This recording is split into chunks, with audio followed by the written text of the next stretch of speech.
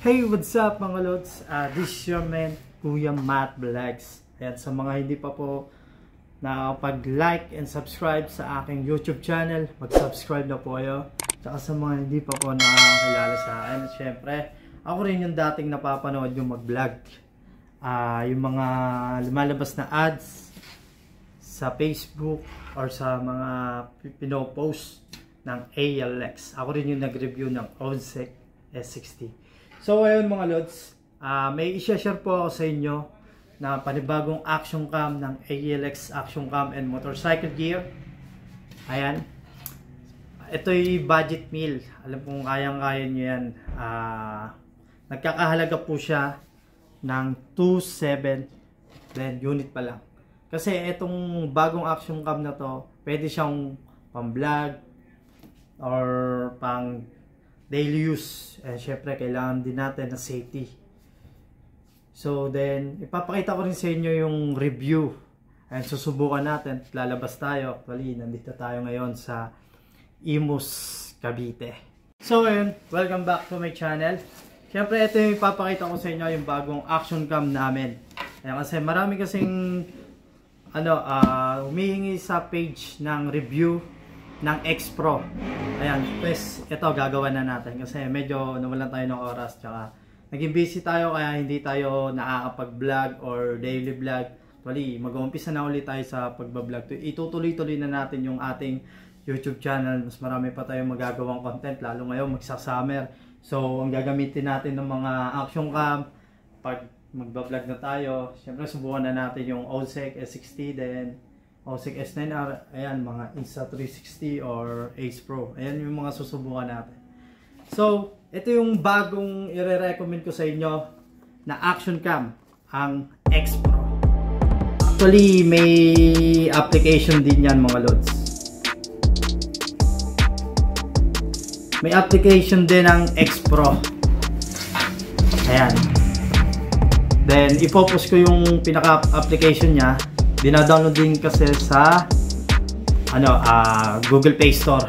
So ito yung X Pro mga lods na nagkakahalaga siya ng 2.7 unit pa lang. Pero kung bibili mo pa siya ng mga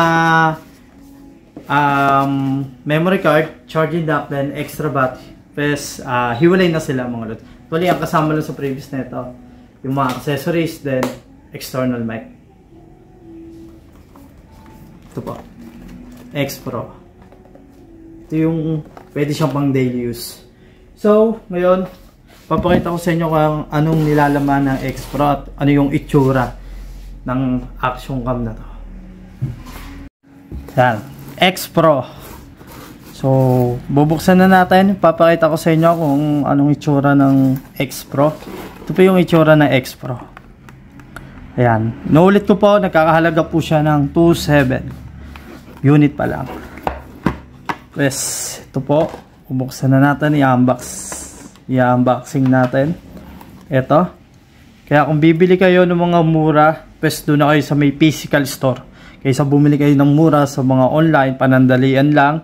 Pues malabo pa. Hindi katulad ng X Pro. Ayan, naka-wide lens na po. Kaya kung makikita nyo naman.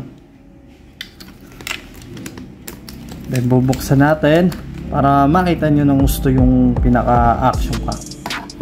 Ito po yung X Pro X10. May application din po siyang ginagamit.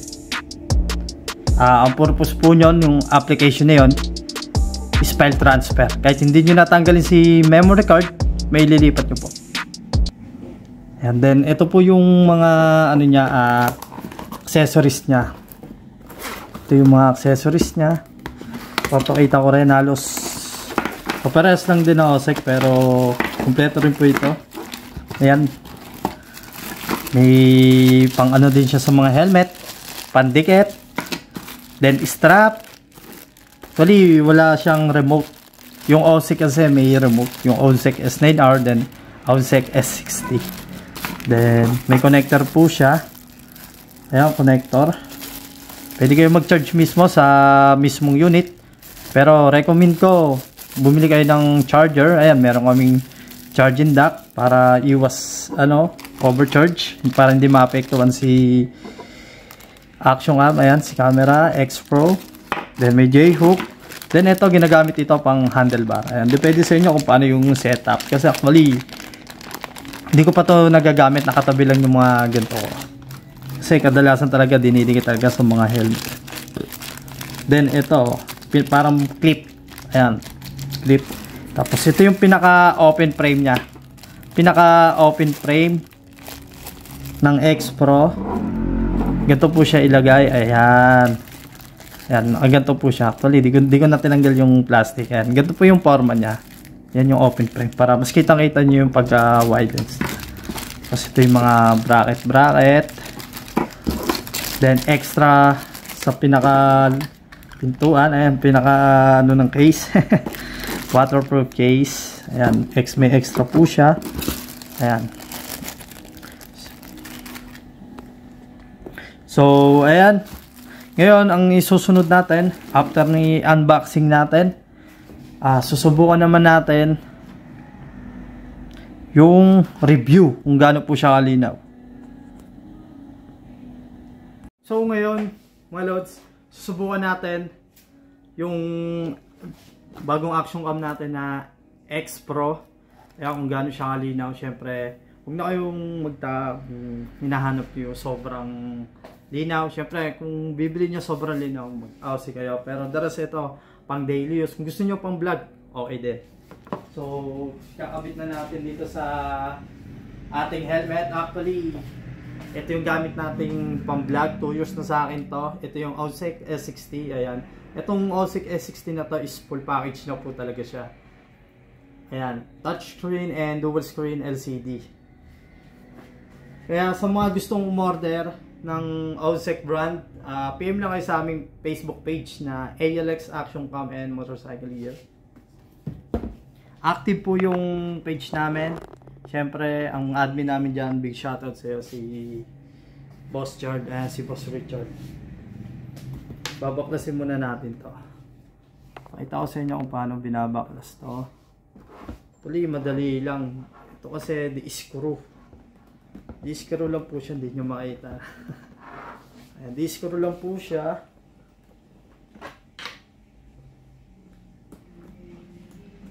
Ito. Para may kabit natin yung open frame ng X.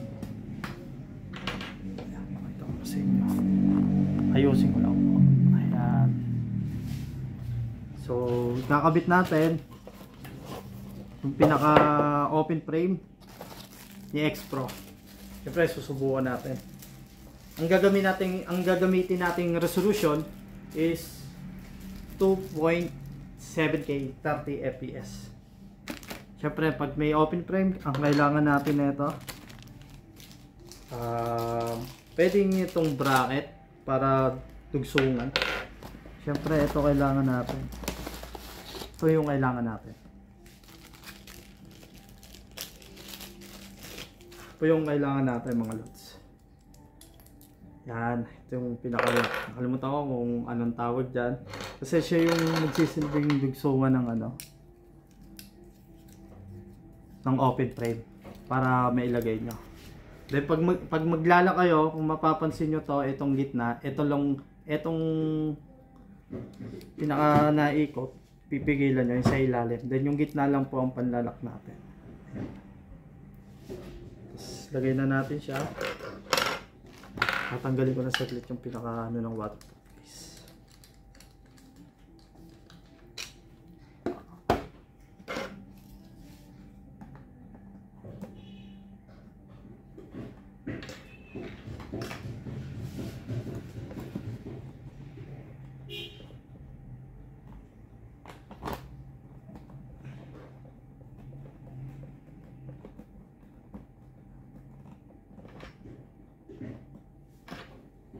Okay. Kala ko may customer eh.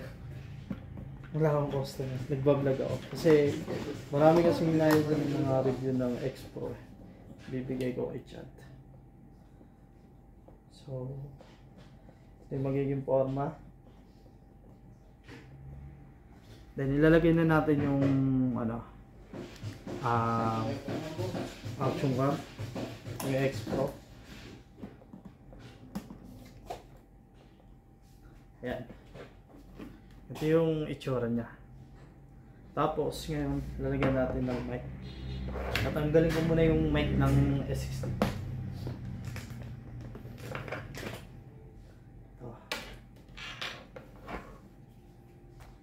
Ngayon, ang susunod natin, ang gagamitin nating memory card is 32 gig. Actually, expendable siya ng 64 gig. Mas maganda kung gagamitin yung memory card is SanDisk Extreme. Ito yung gagamitin kong memory card, SanDisk Extreme na SanDisk Ultra na 32 gig.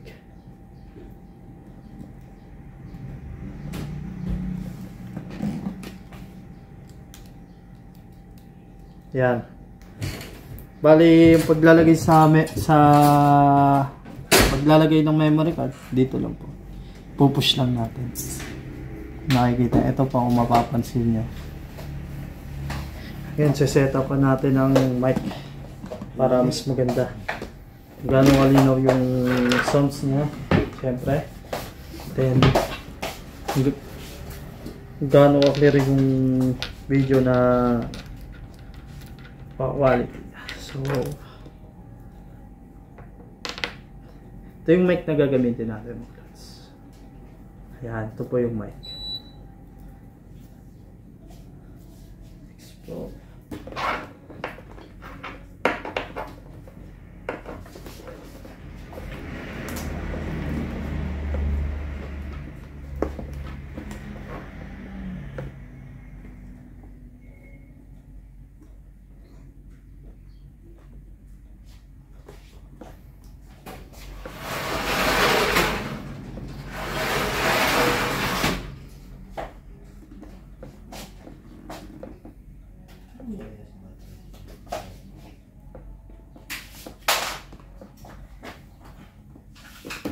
So, ito pa yung itsura niya pag na-set up na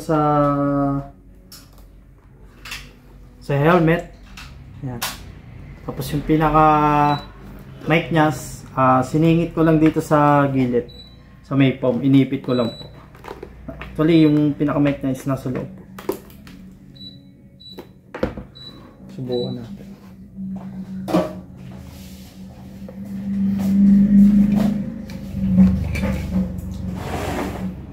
Magre-record na. So, susubukan na natin yung X Pro. Ayan, big shoutout nga pala sa kasama ko, si Josh. Then shoutout nga pala dito sa shop namin na ALS Action Common Motorcycle. Ayan, susubukan na natin. Sana magustuhan nyo yung ating review na X Pro. Siyempre, don't forget to like and subscribe sa ating YouTube channel. Yamatyag. Ayan, sana tuloy-tuloy na.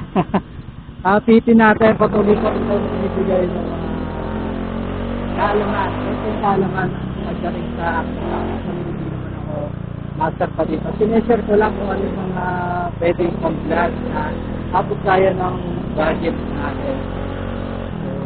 So,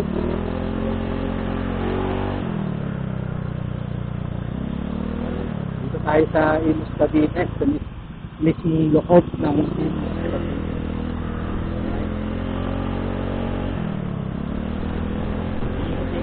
ikot-ikot tayo.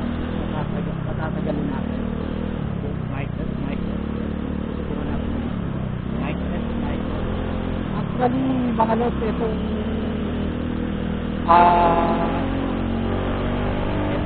aga na nagamit natin mga lods baka kayo maghanap kayo ng stabilization or stabilizer. Actually, wala po siya. Wala rin po siyang noise reduction. Kaya sabi ko nga po sa inyo, yung pang daily use lang. Pwede po siyang pang daily use. Kaya siyempre para safety.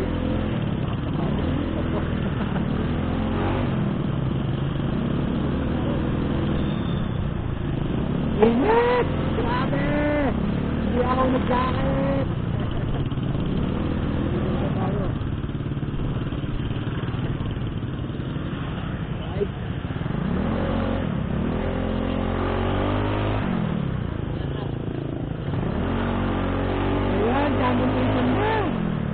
sir, bigla-bigla.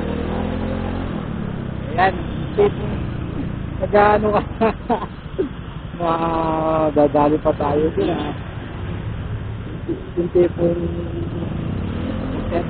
nagre-review ka lang. Nadadali ka pa. Grabe naman yun. So, sa mga nagtatanong ulit, no, kung magkano nga ba ang X-Pro, siyempre nagkakahalaga po siya ng 2.7 yan. Abot tayo ng budget. So, siyempre, huwag na kayo bumili sa mga online kasi mahirap sa mga online na o-order kayo. Hindi na ako magbabanggit kung ano-ano yan. Siyempre, alam niyo naman yung mga page na maraming scammer, no? Sa page. Sobrang daming scammer. Kaya, sure mo kung legit talaga, siyempre number one hanapin nyo yung pinaka physical store nila. Physical store nila katulad namin, physical store kami. Kaya legit namin lang din yung aking shop. So, dito na po tayo ulit. Sana magustuhan nyo ang aming review. Grabe, ang init. Right. Pwede, tingnan mo nga. Stop mo nga.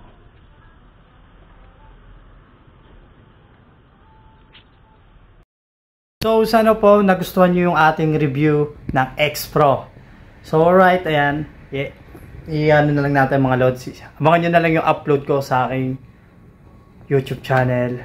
So, bago ang lahat, don't forget to like and subscribe sa ating YouTube channel. Kuya Matt Vlogs, syempre. Babalik na natin yung ating action cam na OSEC S60. So, setup na natin. So, ayan. PM lang kayo sa aming Facebook page. Ayan. ALX Action Cam and Motorcycle Gear. May mga tinda rin kaming Insta, Ace Pro. At syempre, bukod pa doon mga loads, may tinda rin kami mga accessories ng Insta360, Ace Pro. Then, marami pang iba. Syempre, may mga EJS din kami ng mga latest dyan. So, ayun. Kuya Matt Vlogs. Alright.